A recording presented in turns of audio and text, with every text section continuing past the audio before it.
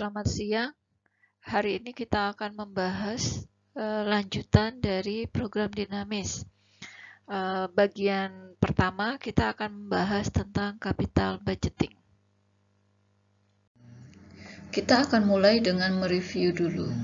Program dinamis merupakan metode pemecahan masalah yang menguraikan solusi menjadi sekumpulan stage sehingga solusi sendiri dipandang sebagai rangkaian keputusan yang saling berkaitan. Nah, di dalam program dinamis, persoalan itu bisa dibagi menjadi beberapa tahap, lalu setiap tahap punya beberapa stage. Kemudian ada transformasi hasil state antar tahap. Kemudian cost itu meningkat secara teratur dengan bertambahnya tahapan.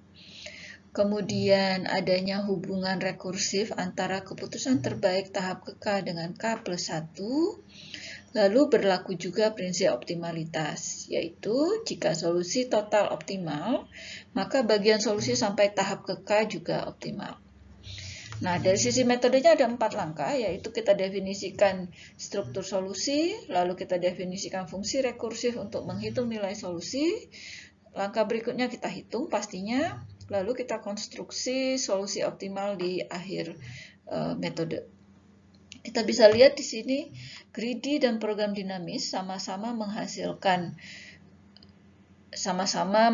menggunakan nilai maksimum atau nilai optimal di setiap tahapannya, tetapi greedy hanya menghasilkan satu rangkaian keputusan dan belum tentu optimal, sedangkan program dinamis itu selalu menghasilkan keputusan optimal dan menghasilkan semua rangkaian keputusan yang ada. Persoalan yang akan kita bahas adalah capital budgeting, di mana sebuah perusahaan berencana akan mengembangkan proyek melalui 3 pabrik yang dimilikinya.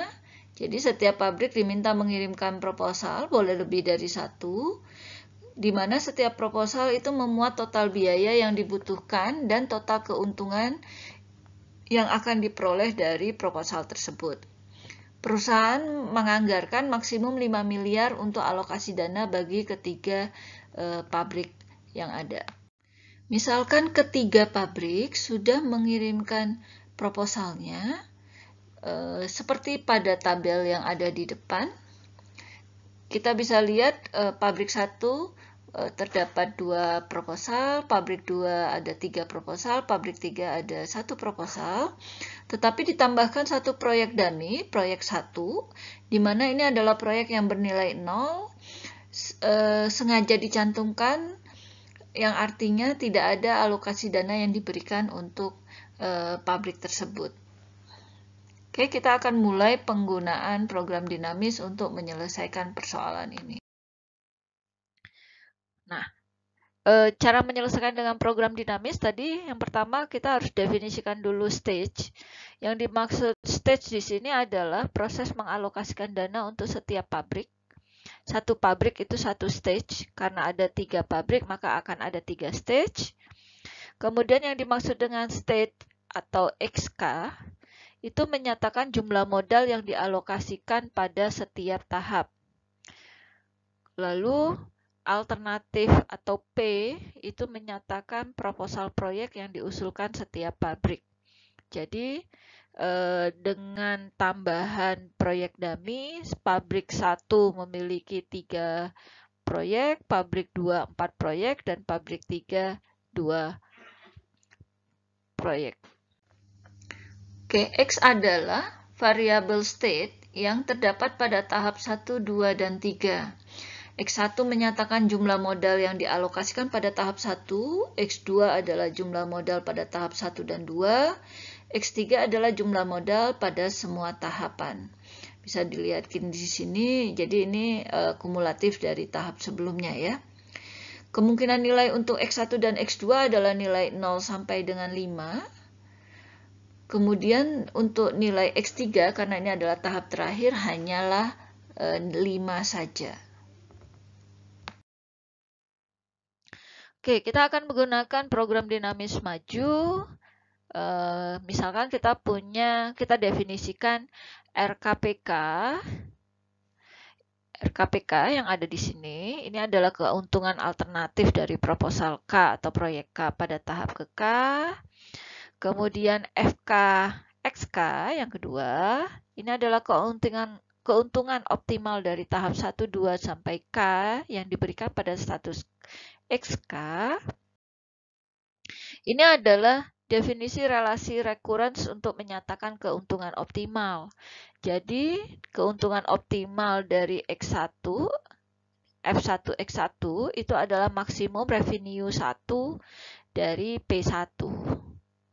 Sedangkan FKXK itu adalah maksimum dari RKPK, jadi revenue pada pada proposal yang ke-K, pada alternatif proposal yang ke-K ditambah dengan optimal keuntungan pada tahap sebelumnya. Oke, bisa kita lihat di sini XK-1 itu pasti adalah XK dikurang cost dari K. Jadi CPK itu adalah biaya untuk alternatif PK pada tahap ke-K. Proposal PK itu dinyatakan layak jika biayanya atau CPK tidak melebihi nilai status XK pada tahap ke-K. Oke, ini adalah definisi, kita ulangi lagi, definisi fungsi rekursif untuk keuntungan optimal kita. Oke, tahap 1, kita akan gunakan fungsi F1X1, itu kita mencari nilai maksimum dari R1 P1. Oke, kita lihat di sini P1-nya ada 3 nilai, dari mana? Karena pabrik 1 punya 3 proyek. P1 sama dengan 1, P1 sama dengan 2, dan P1 sama dengan 3. Ya, ini ada 3.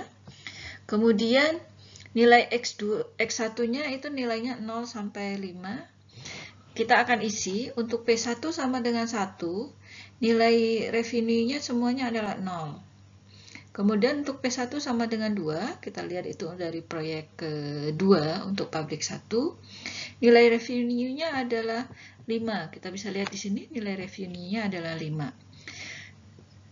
Kita mengisinya hanya untuk X1 sama dengan 1 sampai 5 di sini. Karena X1 sama dengan 0 tidak bisa, cost kita adalah 1. Karena kan X1 itu menyatakan jumlah modal yang dibutuhkan untuk membiayai proyek pada tahap tersebut. Kemudian untuk P1 sama dengan 3 juga sama, karena cost-nya adalah 2, kita hanya bisa meletakkan keuntungan 6 mulai dari X1 sama dengan 2 sampai dengan 5 di sini ya. Kemudian kita tentukan solusi optimalnya. Solusi optimal didapatkan dengan mencari nilai maksimum sesuai dengan fungsi yang ada di atas. Solusi optimal F1X1 itu merupakan nilai maksimum dari P1 sama dengan 1, P1 sama dengan 2, P1 sama dengan 3 untuk setiap barisnya. Kita bisa melihat perbandingannya untuk X1 sama dengan 1 nilainya 5, sedangkan untuk X1 sama dengan 2 sampai 5 adalah 6. Kemudian P1 bintangnya itu adalah nomor proyek yang menghasilkan nilai tertinggi. Jadi X1 sama dengan 1, kita maksimum keuntungan yang kita dapatkan adalah 0 dan nomor proyeknya adalah 1. Untuk X1 sama dengan 1 yang maksimumnya adalah 5, nomor proyeknya adalah 2, sedangkan untuk X1 sama dengan 2 sampai 5 itu menghasilkan keuntungan maksimum 6 dengan nomor proyeknya adalah 3. Untuk tahap 2, kita akan menggunakan fungsi rekursif yang sudah didefinisikan, yaitu F2X2 itu adalah maksimum dari R2P2 ditambah dengan F1X2 dikurang C2P2. Nah, kita akan menggunakan hasil dari tahap sebelumnya yang ada di sebelah kiri bawah. untuk menghitung dari setiap revenue yang ada. Jadi misalnya sama seperti tadi, nilai X2-nya antara 0 sampai dengan 5. Kita punya 4 proposal, P2 sama dengan 1, P2 sama dengan 2, P2 sama dengan 3, dan P2 sama dengan 4. Lalu kita mengisi P2 sama dengan 1, karena ini adalah proyek dummy, semuanya adalah 0. Kita bisa lihat di sini semuanya adalah 0. Tapi ditambahkan dengan nilai F1 dari X2 dikurang C2P2. Karena C2-nya adalah 0, maka semua hasil maksimum dari tahap sebelumnya, 0, 5, 6, 6, 6 ini, ditambahkan sebagai keuntungan yang bisa didapatkan. Jadi kalau kita memilih proyek tahap 2 itu adalah memilih proposal pertama, maka kita bisa mendapatkan keuntungan maksimum dari tahap sebelumnya. Itu idenya. Kemudian untuk P2 sama dengan 2, kalau kita memilih proposal kedua, maka cost dari proposal kedua ini adalah 2, dan revenue-nya adalah 8. Kita cantumkan 8, mulai dari X2 sama dengan 2 sampai dengan 5. X2 sama dengan 0 dan 1 tidak bisa karena cost-nya lebih kecil daripada 2. Lalu di sini penambahnya adalah penambah 0 ini dari X2 sama dengan 2 dikurang dengan cost-nya sendiri adalah 2. Maka kita akan mengambil F1 dengan X1-nya adalah 1. Oleh karena itu X1-nya adalah 0. Oleh karena itu baris berikutnya kita menambahkan 5, 6, 6 dan seterusnya. Ini angka 5 didapatkan dari F1 X1 sama dengan 1. Begitu juga untuk P2 sama dengan 3. Revenue-nya adalah 9, cost-nya adalah 3, maka kita mengambil dari F1 sama dengan 0, F1 sama dengan 1, dan F1 sama dengan 2. Dan P2 sama dengan 4 juga begitu, revenue-nya adalah 12, kemudian ditambahkan dengan F1 sama dengan F1 dari X1 sama dengan 0 dan X1 sama dengan 1. Sehingga kita dapatkan 12 dan 17. Nah, sama seperti yang tadi, solusi optimal dilakukan dengan membandingkan per baris.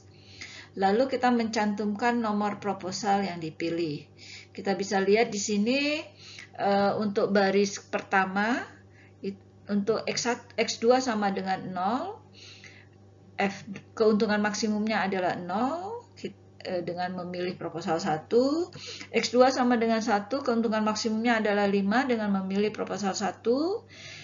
X2 sama dengan 2, keuntungan maksimumnya adalah 8 dengan memilih proposal 2. Seterusnya kita bisa lihat X2 sama dengan 4, itu keuntungan maksimumnya adalah 14 dengan memilih 2 atau 3, karena sama-sama ada 2 yang punya nilai maksimum. Kemudian X2 sama dengan 5, memiliki keuntungan maksimum adalah 17 dengan memilih proyek keempat. Selanjutnya untuk tahap 3, kita hanya menggunakan nilai X3 sama dengan 5 karena ini adalah tahap terakhir. Kita punya 2 proposal, P3 sama dengan 1 dan P3 sama dengan 2. Sama seperti tadi, karena nilai revenue dari proposal 1 adalah 0 dan proposal 2 adalah 3. Kemudian 17 ini adalah nilai dari F2. Ini nilai dari F2 yang ada di bawah ini. F2 untuk nilai X sama dengan 5. Kemudian untuk P3 sama dengan 2, nilai 14 ditambahkan karena kita menambahkan dari F2 untuk X3. X3 kita adalah 5 dikurang dengan bobotnya atau cost-nya adalah 1, sehingga kita ambil yang nilai X2-nya adalah 4. Makanya di sini dapat 14. Oke, jadi solusi optimalnya adalah 17 dengan nilai P3 optimalnya adalah 1, memilih dari proposal 1 atau 2. Untuk rekonstruksi solusi, kita akan mulai dari tahap ketiga. Tahap ketiga, solusi optimalnya adalah 1 dan 2. Oke, bisa dilihat di sebelah kiri untuk setiap tahapan 1 dan 2. Lalu kita akan mengambil solusi optimal dari tahap kedua. Tapi sebelumnya kita kurangkan dulu solusi optimal dari tahap kedua mana yang akan kita ambil. Untuk jalur P3 sama dengan 1, maka kita akan mengambil P2 sama dengan